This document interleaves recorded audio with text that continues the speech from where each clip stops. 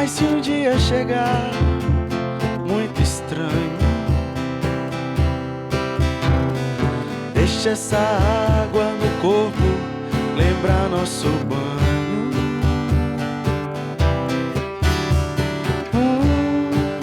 Mas se um dia chegar muito louco, deixa essa noite saber que um dia foi pouco. Cuida bem de mim. Então misture tudo dentro de nós, porque ninguém vai dormir nosso sonho. Cuida bem de mim.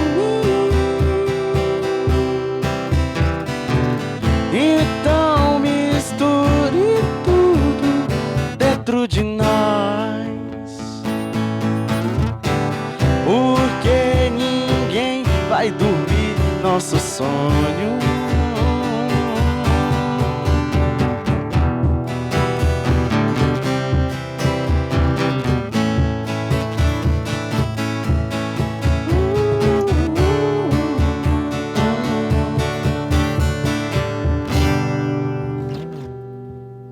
Como enfrentar o estresse e a ansiedade utilizando o yoga? Na verdade, dois problemas que são extremamente atuais. Portanto, no quadro Bem-Estar de hoje, a gente vai falar um pouco mais sobre os benefícios do yoga para a nossa saúde. E a nossa convidada é a Priscila Alencar, que é instrutora de yoga. Seja bem-vinda ao nosso programa para falar de duas temáticas extremamente atuais: ansiedade e estresse. Ou seja, o mundo tá numa velocidade tão acelerada, é preciso a gente buscar frear. O yoga seria um melhor remédio, a gente pode dizer. Sim, assim, a gente pode agregar, só vem agregar valores às técnicas de yoga, né? E aí nós podemos, como você disse antes, que as pessoas hoje em dia vivem numa correria, numa ansiedade muito grande. Tudo isso desencadeia uma série de problemas psicossomáticos, se a gente for assim dizer. Quando a gente fala, Priscila, o yoga, que definição a gente poderia afirmar? Seria uma técnica milenar que utiliza o quê? Movimentos corporais? Isso, também utiliza de movimentos corporais. É uma técnica milenar, né, ancestral, que deriva da Índia, e com ela o princípio que a pessoa busca é o autoconhecimento, o centramento em si, e através disso a gente consegue, sim, bastantes benefícios físicos, né, e mentais. Ou seja, e que exige um poder de concentração, ou até mesmo melhora a concentração através do yoga? Isso, um dos benefícios da prática é esse, né? É adquirir um maior foco, concentração, equilíbrio tanto físico quanto mental, porque a gente utiliza durante a prática, algumas etapas deles são as posturas físicas que a gente chama de asanas. Através dos pranayamas, que são exercícios respiratórios, a gente consegue modificar comandos que já existem no nosso corpo. Por exemplo, quando uma pessoa está muito estressada ou nervosa, ansiosa, ela libera no corpo substâncias, hormônios geradores de estresse. E esses hormônios, eles são deletérios ao nosso corpo. Então, eles podem, junto a eles, vem a insônia, pode vir crises de enxaqueca e várias outras coisas associadas. E durante a prática de yoga, a gente, principalmente através dos pranayamas, que são os exercícios respiratórios, a gente consegue diminuir a frequência cardíaca, melhorar o padrão de respiração. Consequentemente, a gente vai conseguir eliminar no nosso corpo substâncias salutares, né? E a gente vai conseguir, com isso, fazer com que aumente o foco e a concentração, porque as posturas visam isso, né? Você tem que estar presente, de fato. Sua mente deve estar presente no que você está fazendo naquele momento. Bacana. A gente está trazendo algumas imagens da própria prática do yoga. Existe uma relação direta entre yoga e respiração. O respirar correto, né? É algo que provém do yoga, ou você pode conseguir vários benefícios com essa respiração correta através do yoga? Sim, inclusive estudos recentes de 20 anos para cá têm mostrado isso, que através da forma correta de respirar, você consegue sim eliminar padrões errados que levam a esse estresse e ansiedade. E estudos também comprovam que até pacientes ou pessoas, né, alunos, antes de serem praticantes, buscam a prática para tentar combater sintomas de crise, como é que eu posso dizer? Às vezes até uma crise de repente, para quem sofre um pânico, né? Isso, síndrome do pânico, crises de estresse. A própria ansiedade. Muitas vezes você não precisa recorrer a uma medicação para o controle desses sintomas. Ou seja, na maioria das vezes está na cabeça. Claro, quase sempre está na cabeça, né? São coisas ligadas às emoções da gente. A gente está mostrando aí um pouco dessa prática, né? Como é que são executados os movimentos de yoga? A gente sabe que também existem os movimentos corporais. Geralmente a gente tem aquela ideia de que o yoga você vai procurar um lugar verde, um lugar que te traga uma paz interior mais forte, onde você trabalha alguns movimentos. Esses movimentos são baseados em quê? Que tipo de movimentos são esses? Isso. Os movimentos que nós fazemos durante as práticas, que são os asanas, eles são posturas executadas, simulando ou, como é que eu posso dizer melhor, imitando situações que já acontecem na natureza. Por exemplo, existem posturas, todas elas são nomeadas em sânscrito, que é uma língua antiga hindu, que hoje pode ser comparada ao nosso latim, né? Uma língua morta, para que não haja modificação na terminologia daquela postura. Mas todas elas trabalham isso. Posições de animais, respiração, o nascer do sol. E com isso, a gente, através dessas posições, nós conseguimos, sim, trabalhar o nosso corpo e a nossa mente. E esses exercícios, além de trabalharem o nosso corpo como um todo, né, a ligação da mente e corpo, a gente consegue através, se a gente for analisar fisiologicamente, são atividades que trabalham isometria. Então você ganha força e também trabalha a sua musculatura, tonifica a musculatura, além de conseguir um alongamento corporal. Dois dos grandes benefícios, a questão da isometria, do próprio fortalecimento muscular, e quais os benefícios psíquicos se consegue através do yoga. Isso. Aí, como um benefício psicológico, você vai conseguir uma diminuição do estresse e ansiedade, como a gente vinha falando antes. A pessoa consegue manter-se mais tranquilo. Através da respiração, você consegue, sim, evitar até rompantes de emoção, por exemplo, transtornos de raiva. Sim. Tudo isso, às vezes, com a ansiedade e o estresse do dia a dia, muitas vezes a gente não se percebe e acaba descontando em outras pessoas coisas que não são referentes a elas, porque a gente acaba se tornando uma bomba relógio. Verdade. Principalmente no mundo que a gente vive, de tanta correria, de tanto estresse, onde a gente acaba somatizando uma série de problemas e a gente não tira esse momento diário, seja para você praticar uma meditação, seja para você praticar uma oração, seja para você buscar esse fortalecimento espiritual, ou seja para você buscar através do yoga justamente o remédio, a gente pode dizer, para a cura da nossa alma, para a cura da nossa mente.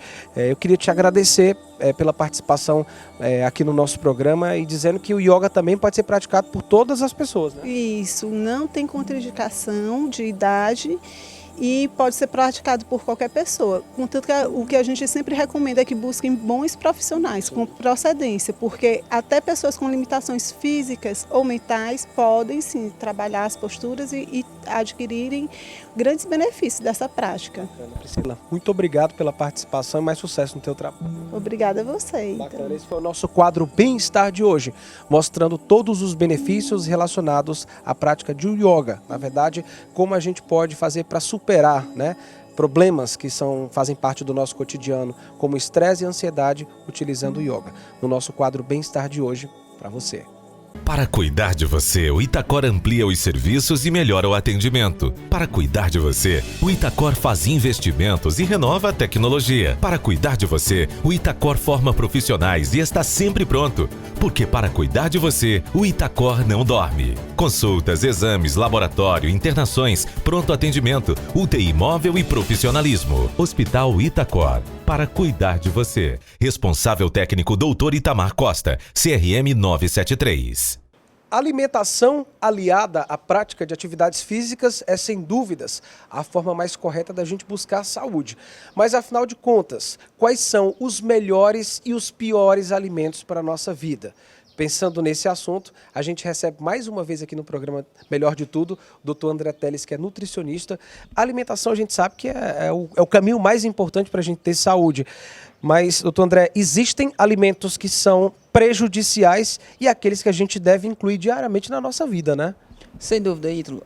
No rol dos alimentos que a gente costumeiramente consome, temos escolhas que de fato são mais saudáveis e temos escolhas que de fato não são tão interessantes para se fazer de forma contínua e de forma frequente. E essas escolhas, elas vão ditar o ritmo da sua saúde. Elas vão ditar toda a parte de prevenção em relação a eventuais doenças, como também o tratamento quando necessário. Bacana. Vamos fazer então, para quem está em casa acompanhando, afinal de contas, quais são esses principais alimentos? Se a gente pudesse listar alimentos que fazem mal à nossa saúde, quais são os principais que às vezes a gente consome no dia a dia, mas passa despercebido?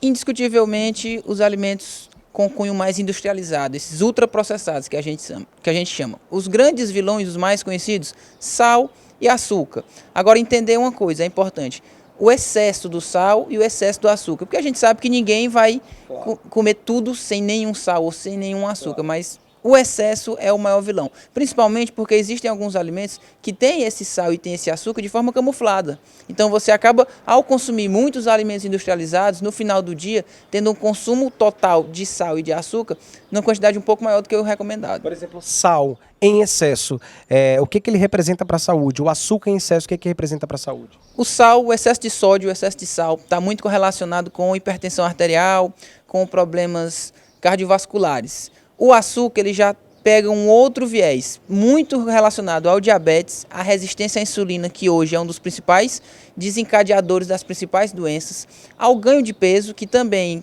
o fato de você estar em excesso de peso já lhe joga num risco bem maior para uma série de problemas cardiovasculares, problemas de caráter em colesterol, triglicerídeo, alterações lipídicas, dentre vários outros. Um alimento também que eu não sei nem se a gente pode qualificar como alimento, mas que faz parte do consumo de muitas pessoas, por exemplo, refrigerantes.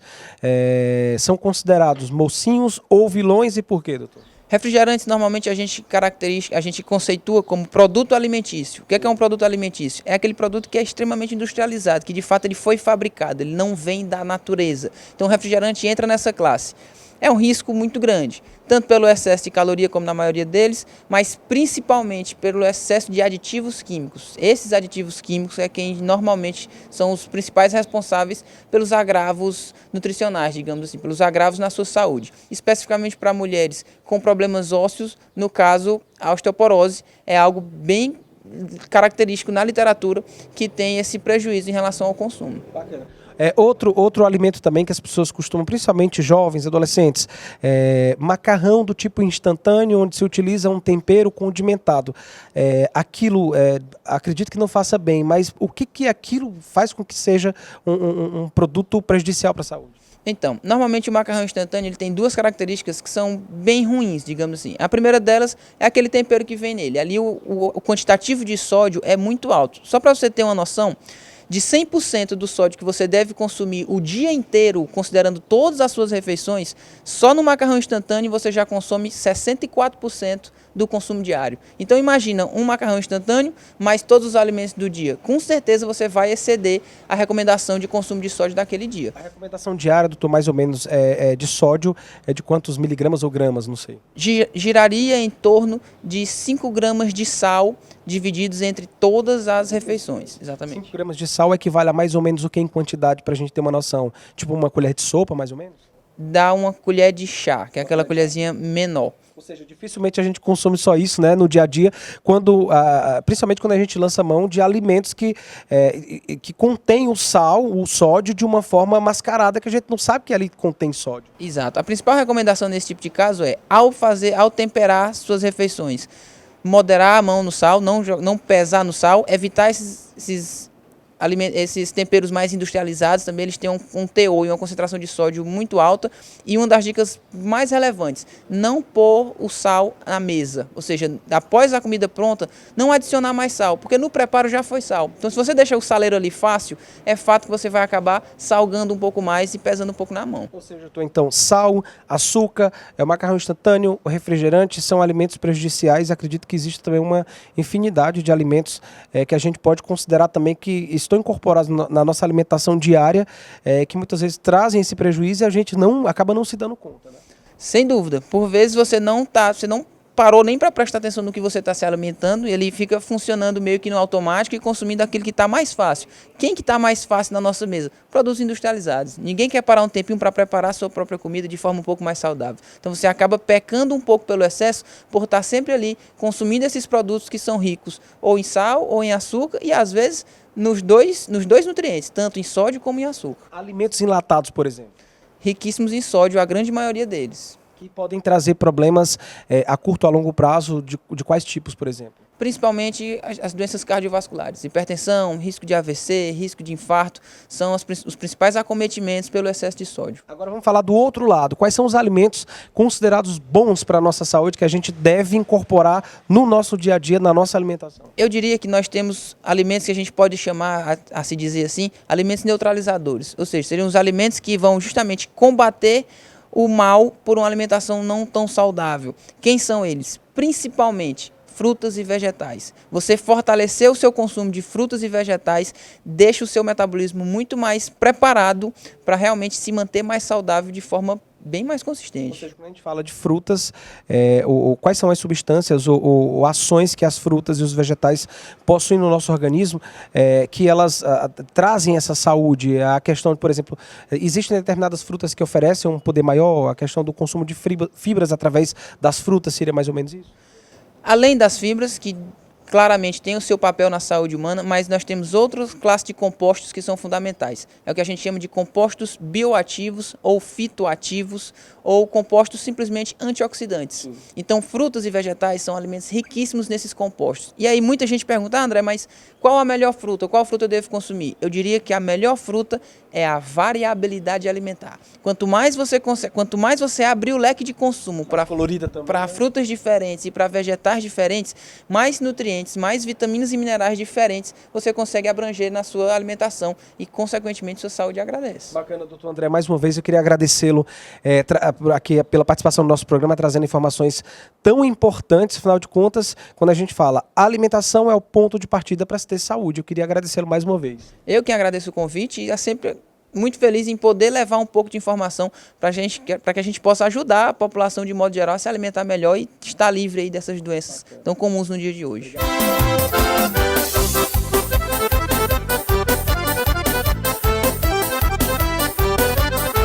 E no próximo bloco, o Melhor de Tudo vai mostrar como você pode enfrentar o estresse e a ansiedade utilizando o yoga. E ainda, quais os melhores e os piores alimentos para a nossa saúde. Melhor de Tudo, volta já!